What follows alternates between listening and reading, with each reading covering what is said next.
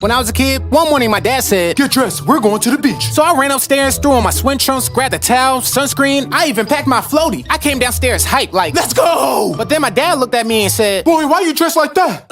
You told me to get dressed. You said we're going to the beach." "Yeah, that's what I said." "All right then, let's go." So we get there and I hop out the car because, I'm so excited to swim. But my dad starts walking away from the beach. "Dad, the beach is this way." "I know, but we ain't going over there. We're going to see the boats." "The boats?" So now I'm fully dressed to swim, watching boats that aren't even moving. Ah, now ain't this relaxing? Yeah, real relaxing, Dad. That's when I learned. When your dad says you're going to the beach, you better ask what for before you bring your towel. Oh, look at that one.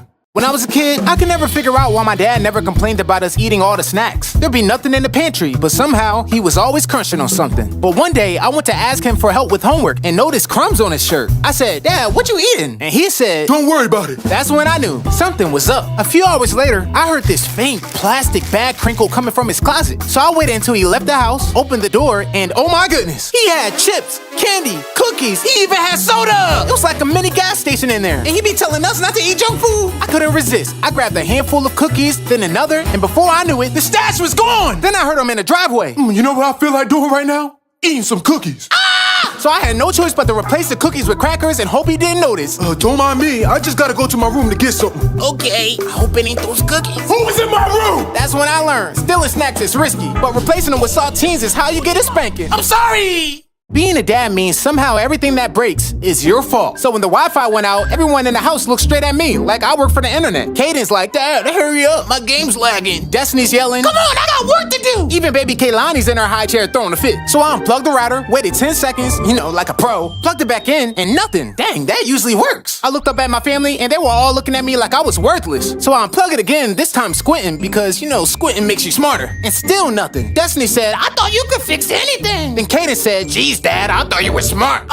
Just give me a second to think. After that outburst, I looked down and realized the power strip wasn't even plugged in. I fixed it, everything came back online, and I threw my hands up like a hero. But before I could celebrate, Kaden said, "It's not fixed, my game's still lagging." And that's when I realized in dad life, you don't get trophies, you just get blamed faster. Oh, mama, you are the bomb. You fix stuff when things go wrong. Mama, how do we thank you? Oh my goodness! Oh, mama, you are the light. You make the dark days bright. I know that's right. Mama, how do we thank you? When I was a kid, my dad told me and my brothers, "Boys, it's your mom's birthday, and we're doing something special this year." I thought we were about to go out to eat, but he said, "We're writing her a song." "A song?" Bro, I was like 8. I didn't even know how to rhyme yet. Dad grabbed his guitar, my brother started coming up with dance moves, and I was in charge of lyrics. What rhymes with mom? Mom? Bum?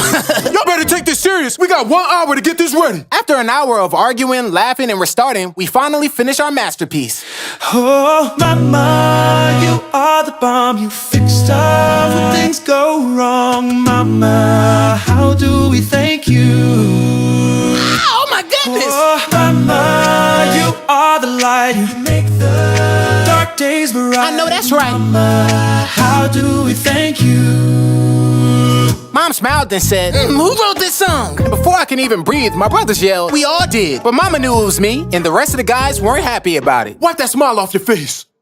When I was a kid, my brothers never wanted to take me anywhere. They said I was too immature and would cramp their style. And yeah, maybe they were right. But one day I decided that was it. I was done being the little kid. So I came up with a plan to prove how mature I was. I ironed my church pants, tucked in my shirt, sprayed on my dad's cologne, and waited by the door. "Gentlemen, I am ready for an evening on the town." They looked at me like I just applied for a job. "Okay, I see you, Mr. Mature. But if you want to hang out with us, you gotta show us your cool walk. Say less." I leaned my shoulder down and started strutting down the hallway, real smooth. They're behind me, hyping me up, trying not to laugh. Then my other brother says, "All right, now turn around real slowly and walk back." So I do the smoothest spin around, and to my surprise, my brothers were gone. I ran to the front door, and they were already halfway down the street. And that's when I learned, being mature doesn't get you invited. It just means you get left behind in dress shoes. When I was a kid, I thought I was the smartest person alive. One day, my dad told me I couldn't ride my bike until I finished cleaning my room. So I waited for him to start watching football and snuck out anyway. I thought it was fun being a bad boy. Until I saw a police car roll by. Right in that moment, I didn't want to be bad anymore. So I ditched my bike behind a bush and ran home like I just committed a felony. 10 minutes later, my dad yelled, "Desmond, oh my goodness, somebody stole your bike." I froze. I didn't know what to do. I couldn't tell him I was the thief, so I just played along. Next thing I know, we're in the car driving around the neighborhood looking for for my bike, and I felt so guilty because I knew exactly where it was. But suddenly, we see the neighborhood guy, Yermy, walking with my bike. Yermy, you stole Desmond's bike out of our backyard? What? He threw behind the bushes 10 minutes ago, so I thought he didn't want it no more. Hold on, so you sneaking out the house and you got me out here looking for a bike that's not stolen? By the look in his eyes, I already knew what time it was. Let's just say I was grounded before the bike even made it home.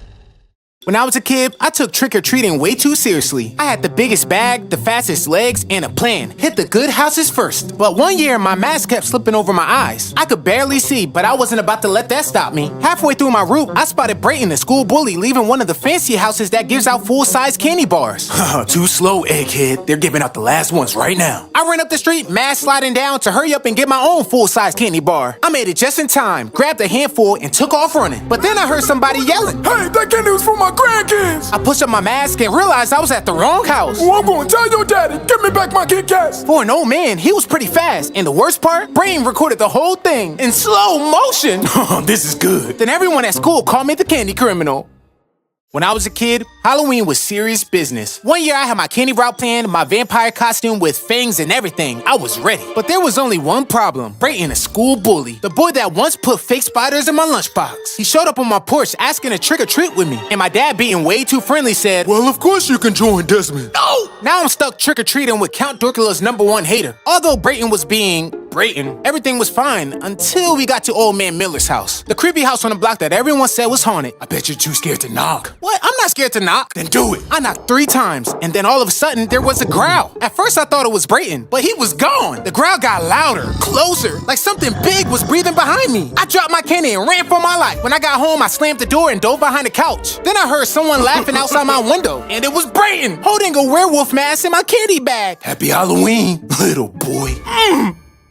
So I'm happy this morning because I came downstairs and found the whole living room decked out in fall decorations. Pumpkins everywhere, leaves on the walls, and even my favorite mini pumpkin snacks. As I enjoyed one, Destiny walked in and applauded me for the decorating. I told her it wasn't me and I thought she did it. She suggested it might have been Caden. So I dashed into Caden's gaming room and asked if he had decorated the living room. He shrugged and said he couldn't have even if he wanted to because he's broke. Then I remembered I had a camera set up in the living room. I decided to check the footage to see who put up the decorations. And you wouldn't believe what I saw. The decorations put themselves up. That's when it clicked. I realized we had a ghost. Just as panic set in, I heard laughter coming from the other room. Was that the ghost getting ready to attack? I had to find out. So I rushed in the room to find my daughter, Kaylani, drawing on her easel. But to my surprise, everything she drew came to life. Wait, does that mean those pumpkin snacks I just ate weren't real? So I'm angry this morning because I just remember how last year some kids stole all of the Halloween candy I put out for everyone. I didn't want to miss out on trick-or-treating with my kids just to monitor my candy bowl, so I had no choice but to do something about it. First, I tried putting a lot of glue at the bottom of the bowl so kids could only take one, but that stupid idea was a fail. Next, I hung a camera above my doorway so I could see if kids were about to take more than one candy. But then I remembered I wouldn't be home to do anything about it, so I decided to train my dog, Snoop, to look out the window and bark at kids taking more than one candy. But he just walked away like I was crazy, so I had no choice but to turn to desperate measures. I built a stand that when someone tries to remove the bowl off of it, it traps them in a force field. Right when I was done, I accidentally kicked the bowl off and I got trapped. Well, at least I know it works. I woke up yelling this morning because somehow I woke up in my car in the middle of nowhere. I definitely fell asleep in my bed, so I wanted to find out how I managed to get in my car and drive somewhere. First, I tried looking at the security footage in my Tesla, but there was no footage of me getting in my car. So I decided to get out of the car and search around for some clues. I found this random path and followed it, but I started getting bit by mosquitoes, so I turned around and ran back to my car. Then I realized I was getting kind of hungry, but to my surprise, there was a Starbucks bag on the floor of my car with my favorite sandwich inside. I looked at the bag and there was a note telling me to watch the video on my smart glasses. I found the glasses in the cup holder, but they were dead, so I had no choice but to drive home and charge them. When they finally turned back on, I quickly connected them to my phone to see the footage, and I couldn't believe what I saw. There was a video of me getting out of my bed and walking outside to my car this morning. There's only one explanation. I'm a sleepwalker.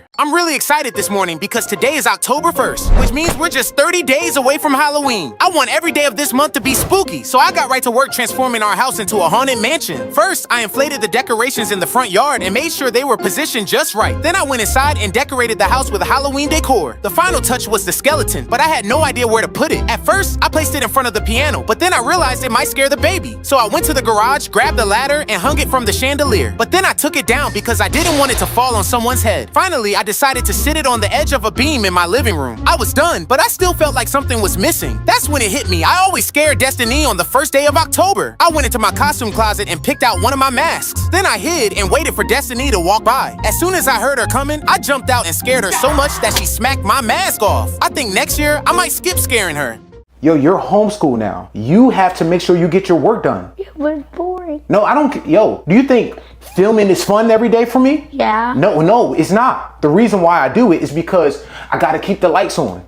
So sometimes you have to do things that you don't feel like doing. And I don't think you're really sick because the way that you playing around and stuff like that. I wasn't playing around. All right, Kaden, you were. I don't care if you're sick. I don't care if you got a headache. Yo, take something. But then how come whenever you're sick, all you do is sleep in your room, huh? Look, I made it. I can afford to take a few days off, but you can't because you're the broke one in this family. Well, if I were to sell that PS5. You didn't even buy that PS5. Well, I got it for Christmas. All right, exactly. So now you want to sell it. The next time I come in here and you joking around, you really gonna be sick. You're gonna be sick of me.